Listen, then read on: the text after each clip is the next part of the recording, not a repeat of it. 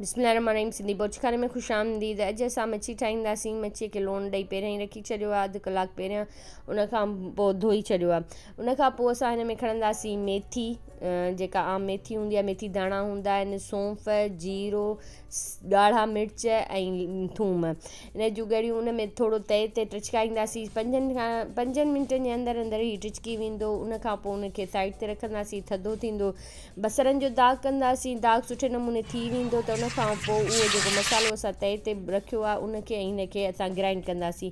मच्छीअ खे तेल में विझंदासीं, हल्को सिर्फ़ु उनजो कलर चेंज थी वेंदो त उन खां पोइ उहा ॿाहिरि कढंदासीं। पोइ 2 टमाटा ऐं सावा मिर्च विझंदासीं। जॾहिं उहे ॻरी वेंदा त उहो ई मसालो जेको असां मतिलबु ग्राइंड करे रखियो आहे उहो विझंदासीं ऐं थूम अदरक जो हिकिड़ो चमिचो विझंदासीं, जंहिंजी असां पेस्ट ठाहे रखी आहे उहो विझंदासीं। जॾहिं उहे सभु शयूं ॻरी वेंदियूं त उन खां पोइ वरी असां हिन में मसाला विझंदासीं, जंहिंमें लूणु, हेड्र, ॻाढ़ा मिर्च, धाणा, इहे सभु तव्हां पंहिंजे हिसाब सां विझिजो जेतिरा तव्हां घर में रोज़मर्रा जी ज़िंदगीअ में खाओ था।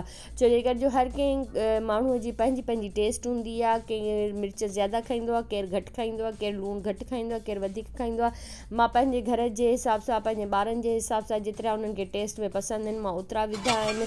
उन खां पोइ थोरो पाणी विझी उन्हनि खे थोरी देरि, मच्छी खे पचण में घणी देरि कोन लॻंदी आहे, 5 खां 10 मिंट में पची वेंदी आहे, जेसिताईं असांजो मसालो अगरि सुठो तयारु थियलु हूंदो त। जॾहिं मच्छी तयारु थी वेंदी त धाणनि सां सर्व कंदासीं। ठाहे खाई इंजॉय कयो। अल्लाह हाफ़िज़।